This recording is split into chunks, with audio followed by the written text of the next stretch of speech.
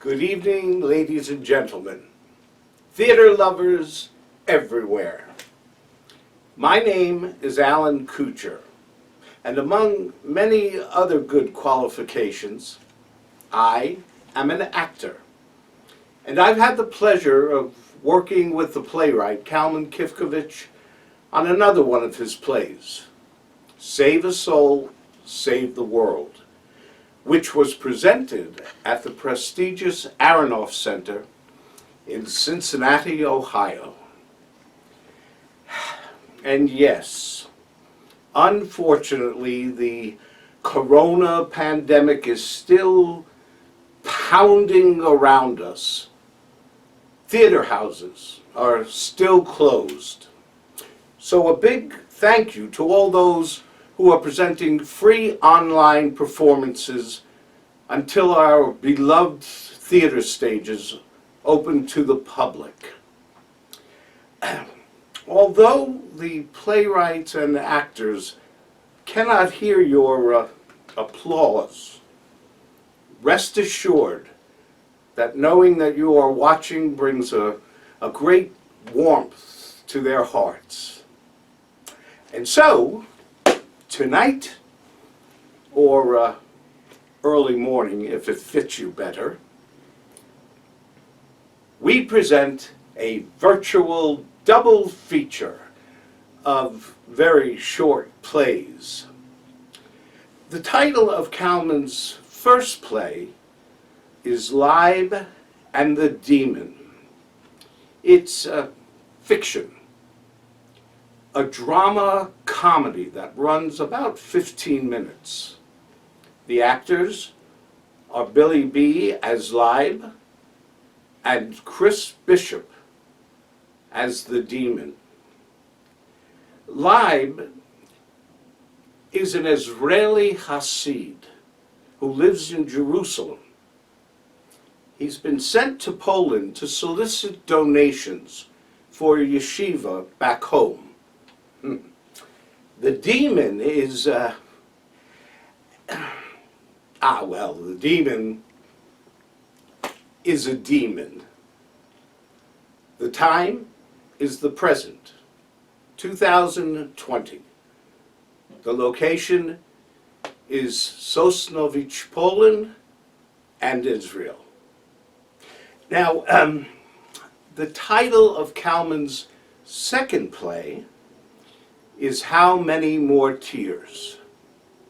This is a monologue, a drama, a true personal story that runs 5 to 8 minutes. The actor is me, Alan Kuchar as the playwright. You all know who the playwright is, right? Right.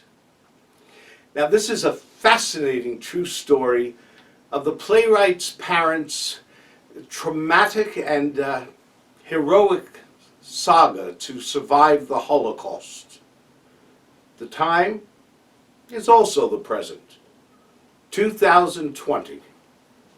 The location is Cincinnati, Ohio, with flashbacks to World War II Europe, and other locations.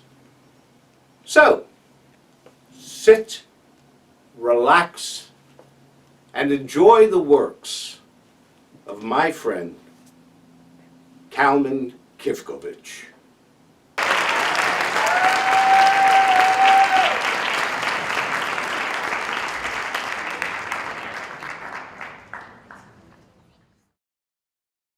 I'm in Poland, the city of Sosnowiec to be exact. Really, you don't have to Google the location.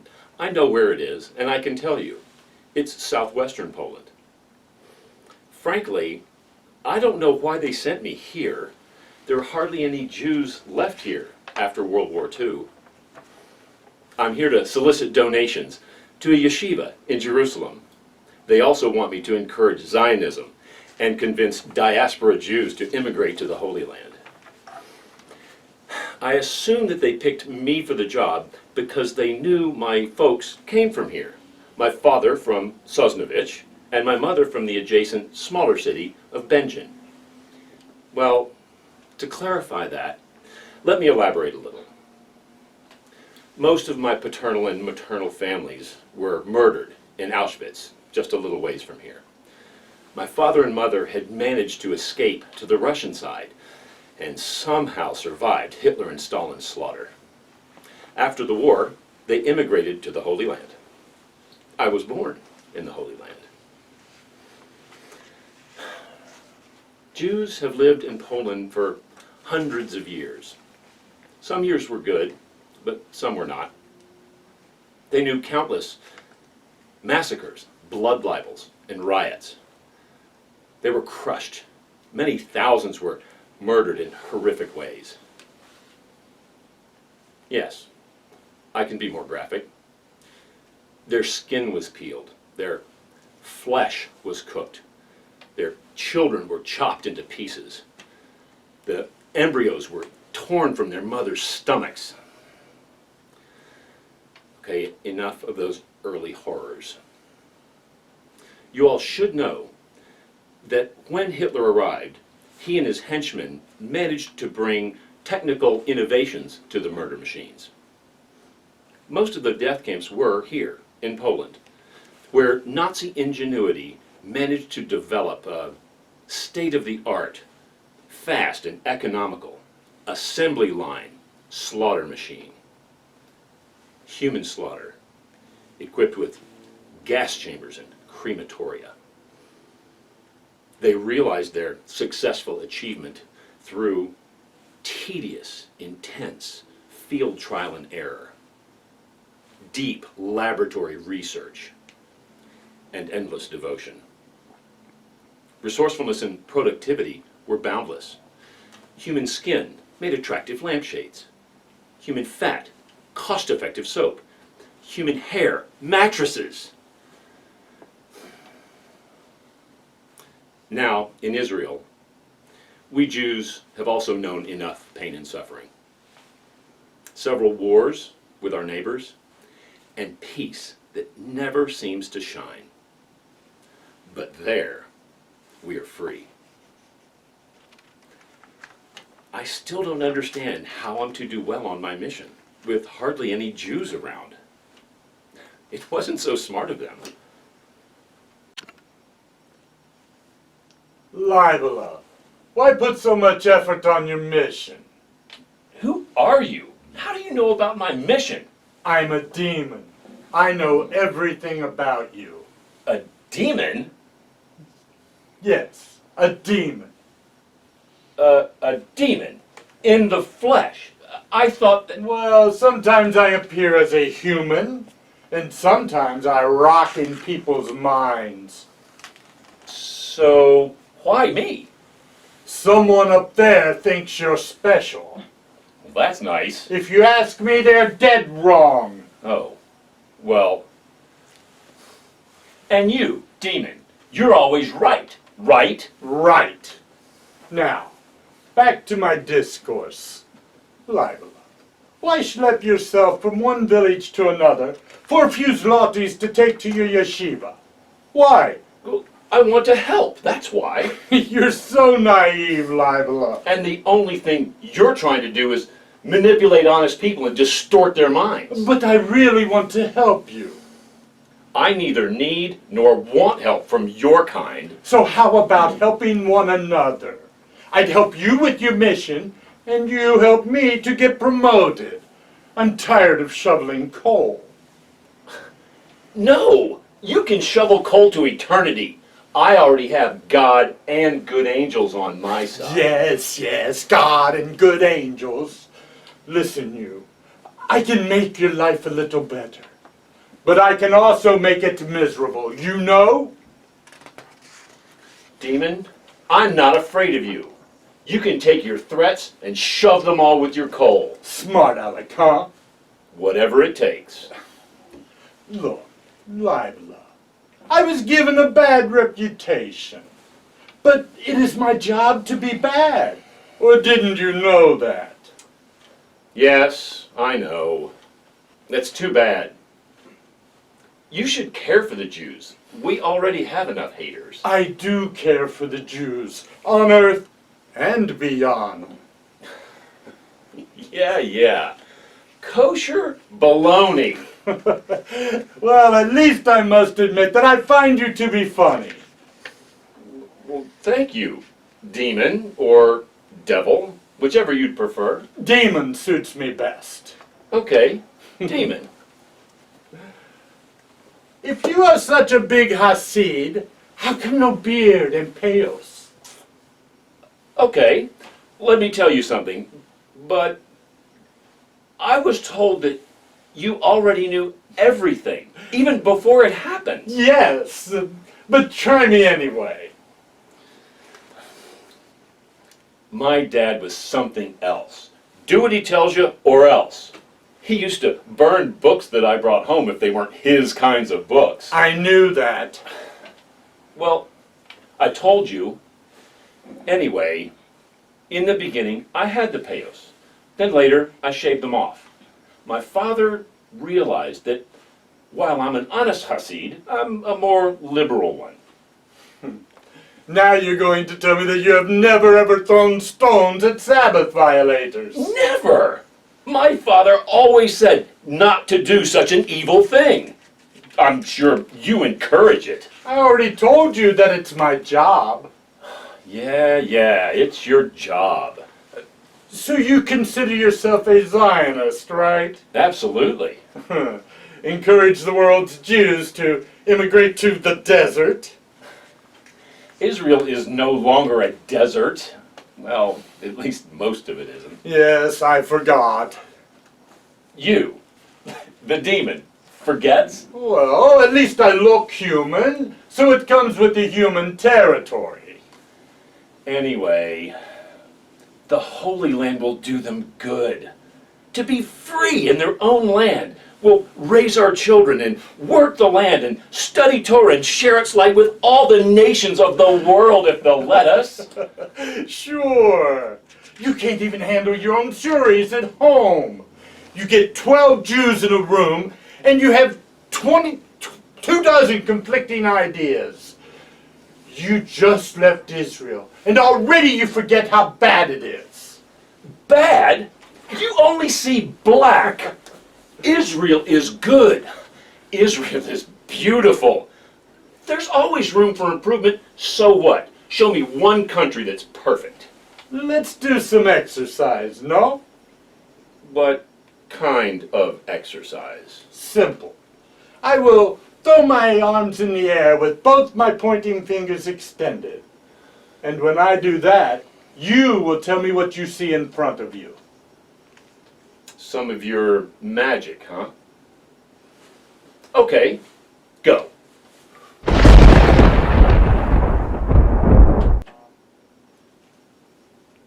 Where are you? What do you see? I'm in Tel Aviv. And? It's a big, noisy, dirty city. Buses blow smoke, cars honk, but No buts. I've seen places like this. There are nicer places too. You only see black.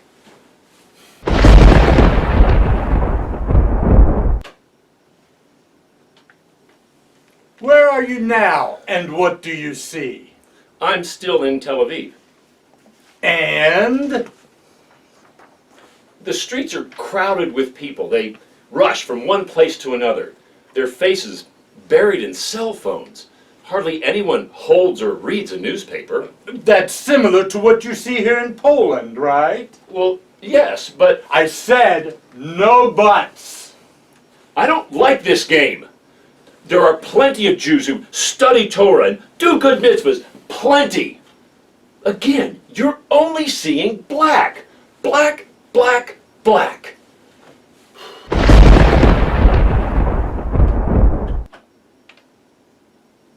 And where are you now, and what do you see? I'm in Jerusalem, my city.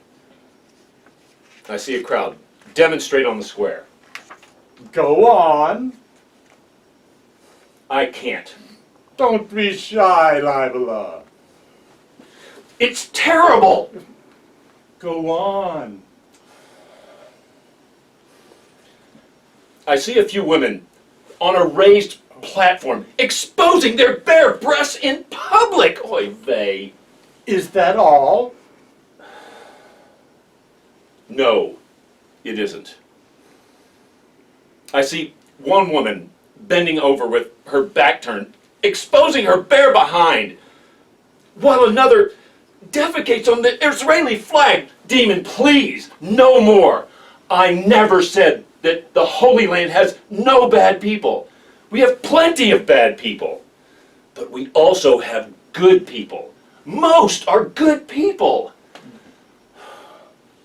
When I close my eyes, I can see good images of people helping each other, giving money to the needy, donating organs to the sick, lifting and supporting those who fall. So, demon, please stop waving your black flags.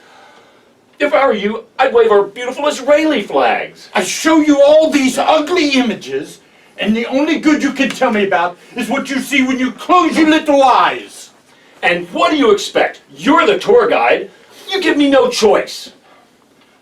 Lajb-Tears, don't you like women? Pretty women?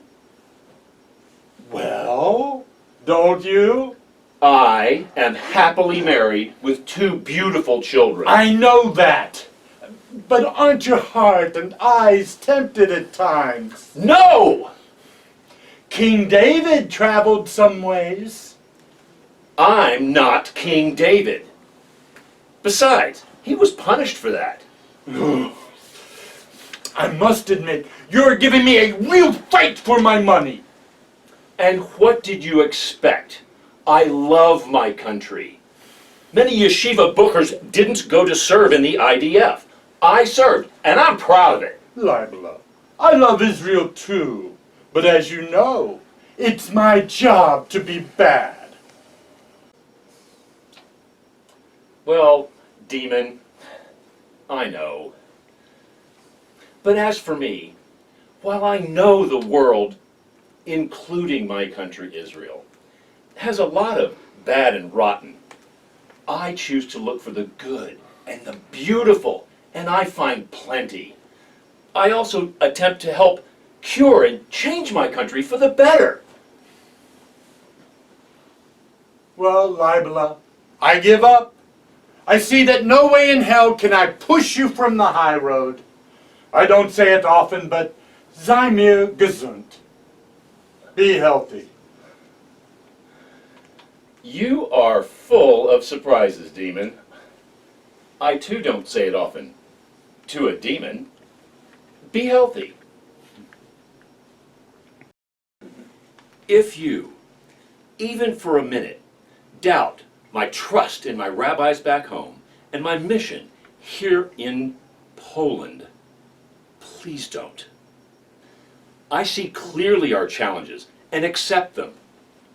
I do not count on the arrival of the Messiah to solve our problems, though it wouldn't hurt. Facing a demon and being forced to face reality right and wrong, good and evil, as it is today, has not created doubt, but strengthens my resolve tenfold.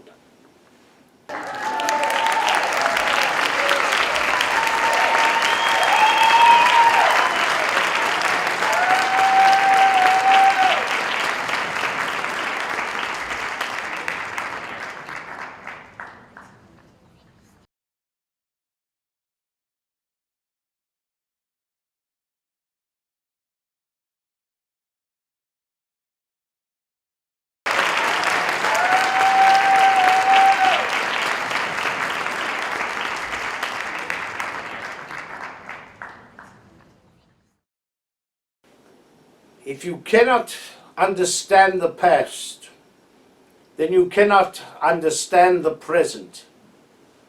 And those who cannot understand the present cannot hope to decode the future. Never mind who said it before me. Just take my word on that.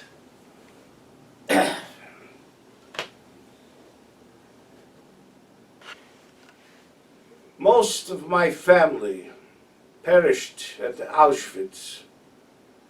I'm sure that almost everyone on the planet has heard of this dreadful place. My parents were among the few who survived that massacre by taking refuge in the former Soviet Union. Years later, I wrote a book that was published as a tribute to those who survived the Holocaust and to those who perished. Most of my writing is based on Holocaust-related topics. With the 75th anniversary of the impending liberation of Auschwitz, let me share with you an excerpt from that book.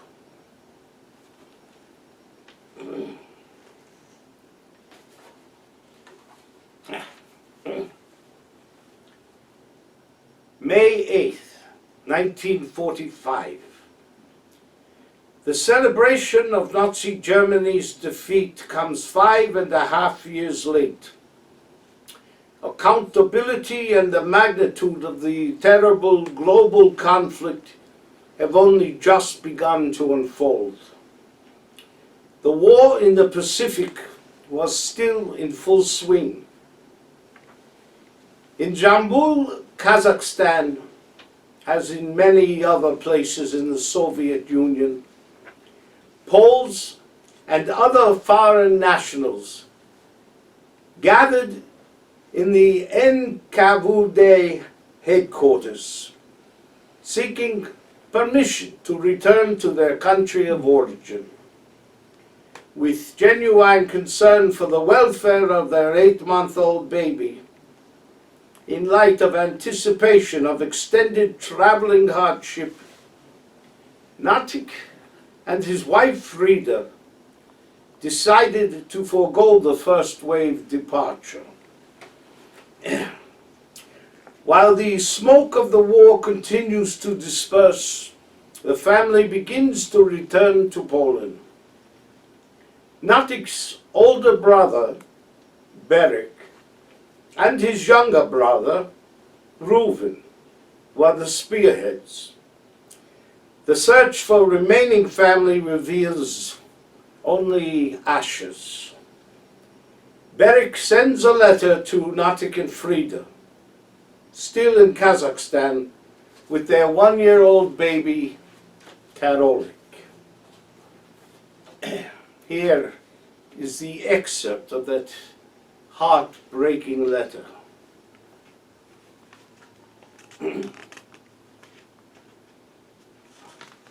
I said before that I did not shed a tear. Could you tell me, please, what should be a father's requisite amount of tears shed for the loss of his daughter How many more tears for the death of his only son? Of course, you must have some tears left to mourn your beloved wife, and then more for your sister, your mother, and your dad. How many more tears? Could you please tell me? Reuven and I sat a 1-hour shiver. I guess it will be your turn for the ritual when you receive this letter.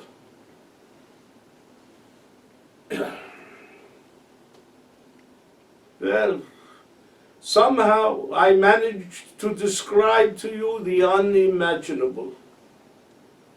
And while we're still looking for loved ones, I can only say one more thing, and say it with heartfelt sincerity. We are lucky. So lucky to still have each other. We are waiting to see you soon. Please kiss little Karolik for us. Your loving Berek and Reuven. Katowice, September 12, 1945.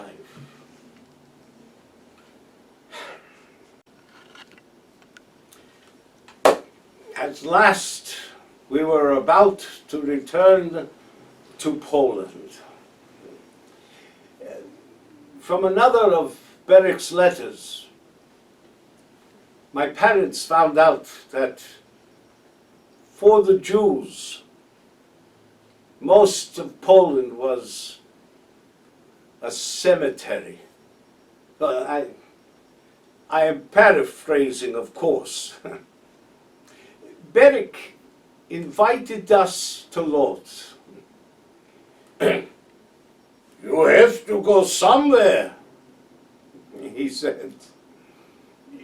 You can't go to Palestine. The British won't allow it. No one wants us. The Poles for sure don't. Every day you hear about Jews harassed and even murdered. You would think that after such horrendous destruction of life, people would show a little more compassion. In 1950, we came home.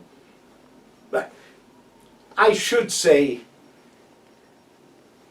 newly born State of Israel. That was after a 4-year hiatus in Lodz, Poland. My parents couldn't wait to leave that cemetery and turn their back on the re-emerging swastikas on their window. And so, Israel was a new beginning for a small family that had been through so much pain and heartache. I remember vividly arriving in the port of Haifa. Many were lined on the deck, taking in this exciting moment. They said the Kaddish and sang Hatikva, Israel's national anthem. Many were crying. I noticed that my father didn't shed a tear, but kept squeezing my little hand. Tatushu, I asked, why are those people crying? They are happy, son, he said. But if they are happy, why do they cry? Sometimes people cry when they are happy. They are crying because their hearts are filled with such joy at finally coming home. Tatushu, I said, aren't you happy? Of course I am. Then why aren't you crying? Oh, Karolik, he replied. I am crying, only you cannot see the tears. I am crying inside, he said, pointing to his chest. Tatushu, I replied. I don't understand. One day, when you are grown up, you will, he said to me, ruffling my curly hair. My father was right. Years later, I understood. In 1968, I left Israel to study architecture in Florence, Italy. Why there? Well, if it was good for Michelangelo, it was good for me. Then, in 1973, I arrived to the USA and settled in the Queen City of Cincinnati, Ohio. With most of my hair gone, I am retired now. But I write. I write about my heritage. My family is all gone now, buried in Israel. For many years, I kept looking for my maternal grandfather, Carol, who had passed before the big war. Though I am named for him, I never had the honor to meet him.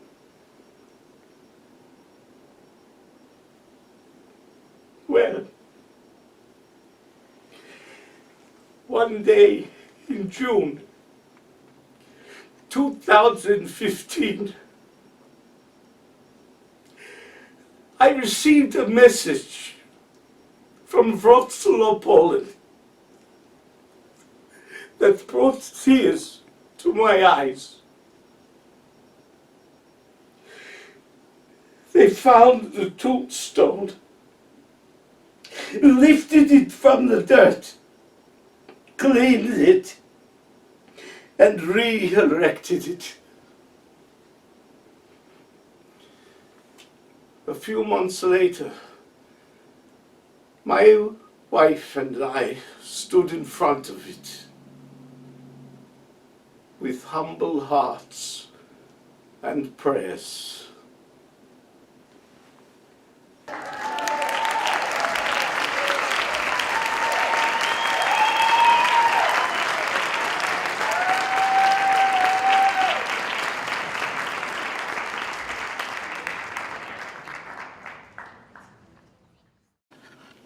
Good evening.